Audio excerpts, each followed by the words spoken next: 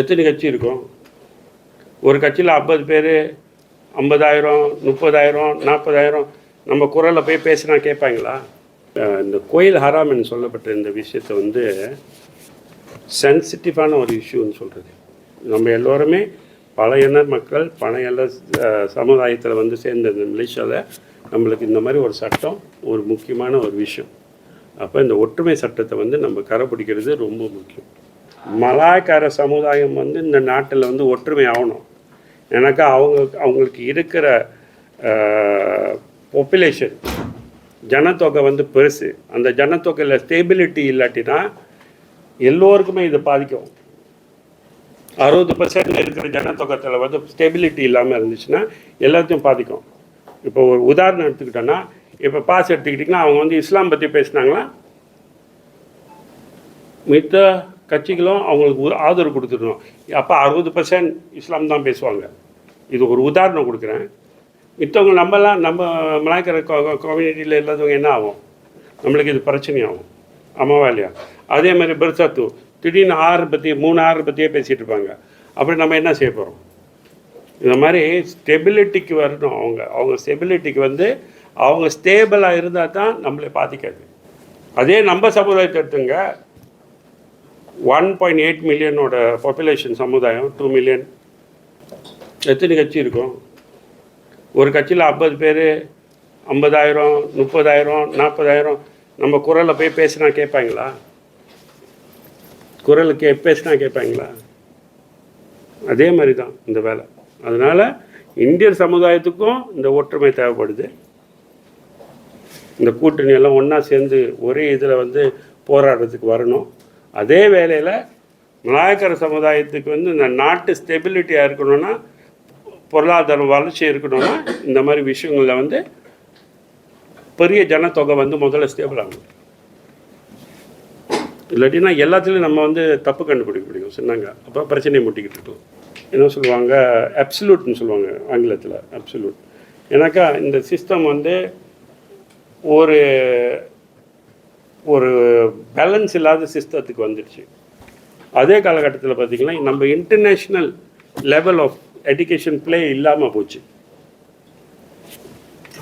அந்த இன்டர்நேஷ்னல் லெவலும் அவுட் ஆச்சு. ஸோ அதனால் இந்த காலகட்டம் நம்மளுக்கு ரொம்ப முக்கியமானது இது மலை மறைச்சி தெரியணும். இது செய்யாட்டினா மாற்றங்கள் பார்க்க முடியாது. அதே நேரத்தில் பிள்ளைங்களுக்கு வந்து முதல்ல என் கூட படிக்கிற பிள்ளைங்க, இப்போ பாருங்கள், ஒரு சீன பிள்ளை, ஒரு தமிழ பிள்ளை, ஒரு மலாய்க்கார பிள்ளை போய் ஸ்கூலில் படிக்கும்போது அவங்களுக்கு வந்து இந்த வேறுபாடு இருக்கக்கூடாது. அப்போ தான் இந்த நாட்டு வளர்ச்சி வளர்ந்துட்டு போகும். எனக்கா நம்மளுக்கு பயம் இல்லை. ஆனால் போகிற பிள்ளைகள் எல்லாம் பயமுத்தி அனுப்பிவிட்டோன்னா, நம்ம பிள்ளைங்களை எடுத்துக்கிட்டிங்கன்னா, அங்கே போய் அவன்கிட்ட அந்த உஸ்தாட்ட பேசிடாத, அவன் வந்து அவனை மாற்றி விட்டுருவான். அவங்க செய்கிறாங்களோ இல்லை நம்ம சொல்லி அனுப்பிவிடுவோம். ஆமாவா இல்லையா? அதே மாதிரி இது கொடுத்துருவாங்க, சாப்பிட்றாதீங்க. இதெல்லாம் வந்து நம்ம க்ரியேட் பண்ணி அனுப்பிவிடுறோம் பிள்ளைங்களை. அதே மாதிரி மலாய்க்கார பிள்ளைங்களுக்கு அவங்க அப்பா சொல்லி அனுப்புறது, சின்ன பிள்ளைங்களுக்கு அவங்க அப்பா சொல்லி அனுப்புறது, இதெல்லாம் போய் அந்த பிள்ளைங்களுக்கு போய் தப்பாக செய்கிறது. இன்றைக்கி ஏன் இந்த சூழ்நிலைன்னா இதுதான். ஏன் ஒற்றுமை இல்லை? ஏன் நமக்குள்ளே இவ்வளோ பிரச்சனை? ஏன் நமக்குள்ளே நம்பிக்கை இல்லை? இப்போ பார்த்திங்கன்னா ஒரு ஃபார்மலாக பேசும்போது எல்லாம் பேசுவாங்க, பின்னால் வந்து வேறு பேச்சு பேசுவாங்க. தேவையில்லை. நம்ம வந்து system of education must be correct, precise, just and fair. அப்புறம் எல்லாம் ஓகே. எனக்கா பிள்ளைங்க படிக்கிற சிஸ்டம் வந்து அந்த மாதிரி இந்த சிஸ்டம் ரீப்ராம் பண்ண டைம் வந்துருச்சு. ரீப்ராம் பண்ணுறத டைம் ஆச்சு.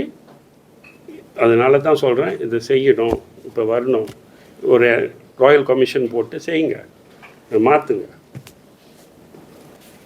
சரி, இப்போ இந்த கோயில் ஹராம்னு சொல்லப்பட்ட இந்த விஷயத்தை வந்து சென்சிட்டிவான ஒரு இஷ்யூன்னு சொல்கிறது.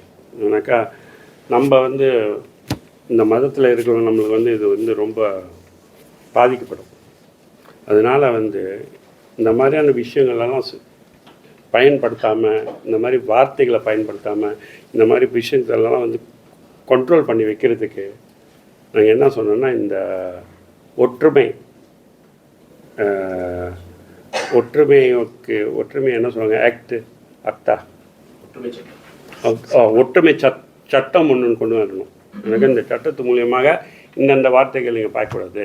இந்த மாதிரி ஒரு எக்ஸாம்பிள், கோயில் வந்து ஹராம்னு சொல்லக்கூடாது, அந்த மாதிரி விளங்குதா? அந்த மாதிரி அவங்க வந்து அது ஒரு ஃபார்முலேட் பண்ணணும். அது சின்னங்கான ஒரு விஷயம் இல்லை. இருந்த போதிலும் அவங்க வந்து இது வந்து என்ன சொல்லுவாங்க, ஒரு முக்கியமான விஷயம் இந்த நாட்டில். இந்த நம்ம வளர்ச்சிக்கு இன்னும் இது முக்கியம். அதே நேரத்தில் பல விஷயங்கள் இருக்குது. இப்போ வந்து நீங்கள் பார்த்தீங்கன்னா இடையில வந்து செப்பாங்கில் 2 கோயிலுங்க எல்லாத்தையும் நிப்பாட்டிட்டாங்க. அவங்க ஊர்களை கொண்டு வந்தாரு.